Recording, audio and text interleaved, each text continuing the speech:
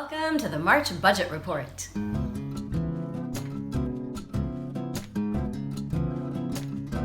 Hello and welcome to Frugal Over 50. I'm Amy and I'm happy to welcome you here to my channel where we talk about everything related to frugality, minimalism, and intentional living, especially aimed at the needs of the mature woman. If you're here today for the first time, welcome. I hope that you'll click subscribe, hit the notification bell, and give this video a like if you like this kind of content. In today's video, I want to give you a rundown of my March budget and of some of the things that I learned during the month of March 2020.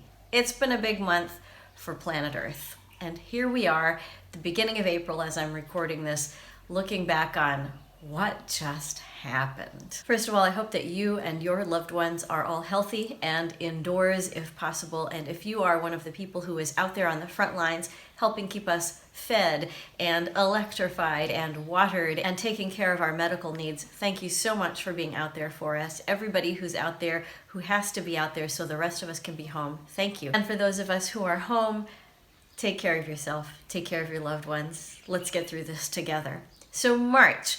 In the beginning of March, where I lived, we were not under any sort of lockdown or quarantine or even a particular state of alarm. About a week and a half into March, everything changed. Now, during the first part of March, I had a house guest, and I was really finishing out February because my month ends about the 5th of the next month because of the way my day job works in terms of its paychecks. So about the time that our house guest left is when everything started to shift where I live. And what I discovered was that my months of austerity in January and February had left me with a very bare pantry and very low on almost all of the household supplies that I needed. My intention in March had been to start slowly building that back up again, still being very frugal with my spending. And I've realized that that didn't feel quite right because I wasn't going to be able to go out shopping as often as before. I needed to go ahead and stock up. So what ended up happening is that I did not use my 4 categories of cash envelope in the way that I have done before. Usually, unless it's a month of extreme austerity or a month like March 2020, I have 4 categories of cash envelope: food, household, gas, and miscellaneous. I also have a gas gift card that I get to use, and in each category I allot a certain amount of money per week. So it's $100 for food, $100 for household, $50 for gas, and $50 for miscellaneous. And over the course of the month, I give myself cash in each of those categories. I spend out of those cash envelopes, and then I save back as much as I can and allot that savings to other things in my budget that I don't talk to you folks about.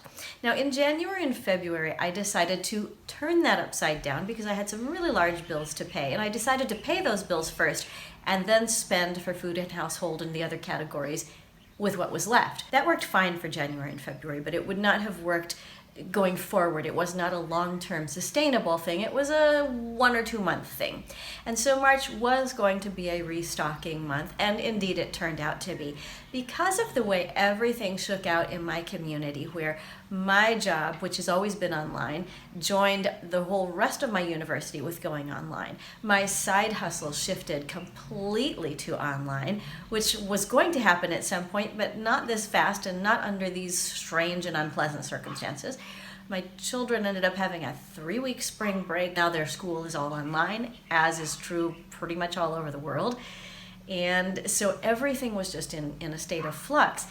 Not wanting to be left with the uncertainty of, can I get to the store, I decided to restock. And so I did not allot myself cash envelope money as I did before. I just went to the store and bought things. I knew that because I had been very austere in January and February, that my budget was in solid shape to handle a much bigger spend in March.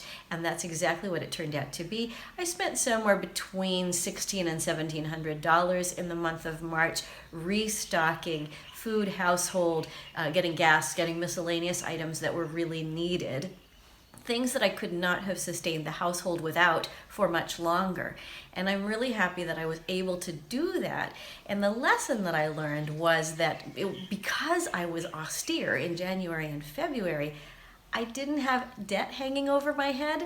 I didn't have big bills hanging over my head in March. And so I was able to go to the store and spend what I needed to restock after those months of austerity. So that was a really strong thing to learn. And I need to remind myself of that here on this video and going forward, because everything is so unsettled that it can feel like my old habits of panic about something, go find a shopping solution, go buy more. That seems like it wants to kick in at some point. And even though I was restocking and buying things that I needed to do, I still had to evaluate, and going forward, I still have to evaluate, no, do I need this? Or is this because I'm panicking? And so I am staying out of the stores as much as possible, except for after every 14 days we'll go again. And we're going to just keep doing that going forward for a while. My state is in lockdown until the end of April at least, and all school is online probably until the end of the semester. So I don't anticipate that we'll have a physical need to leave the house, except of course we're getting stir crazy, but that's not something our budget can really take care of. Panic buying will not take care of the stir crazies. So I've got a list here, and I have to put my glasses on to see it because I wrote really tiny. My list tells all of the things that I wrote down as I was planning this video, things that I learned about working with money in the circumstances that I'm in. First of all, I learned that I actually can trust myself to buy more or less in bulk. I say more or less because it's not a huge amount of bulk, but I can trust myself to do that now. I used to not be able to because I couldn't stop. Once I started buying, I couldn't stop. And so I had to just get exactly what I needed for that week. And now I can trust myself to buy a little farther out, and I won't go over my ability to pay in the moment. The second thing is old habits die hard. Panic equals shop. It's a big thing for me, and I think in the United States and maybe other commercialized countries, that's a thing. We just feel like everything has a shopping solution, everything has a buying solution. We are taught that if we're in pain, we should shop, and that doesn't really help. There are things that we have to get that are consumer goods that we need in order to sustain our lives, but other than that, we don't really need to go out and shop to feel better.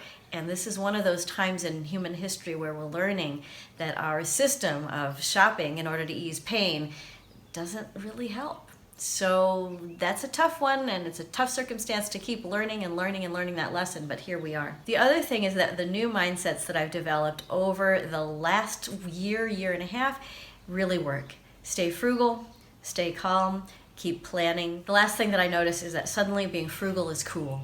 Cooking at home is cool. Starting your own sourdough starter is cool. Finding ways to save money is cool. Okay. For some of us, it's been cool for a long time. For many of you, it's been cool all your lives. And if you are in a situation where you can help somebody with frugality, go for it, because we all need the help right now. I am in a situation where my day job will continue. I am not an essential business, so to speak, but I work in education, and that will be expected to continue. And so my paycheck will continue. I am pleased about that. My side hustle has dropped almost 100% right now as I'm figuring out the best way to shift it online.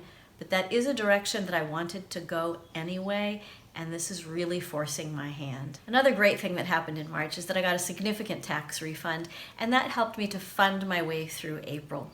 Not everybody is in this situation. Whatever your financial situation, being frugal will help, but it won't solve everything. So reach out for help if you need it. There is help in your community, in your state, and in your country. There are no easy answers right now. We are in the middle of the middle, and that's the messiest and least pleasant place to be. And so for those of you who can, stay healthy, stay home, take care of each other, take care of yourselves, and I'll see you in the next video. Bye.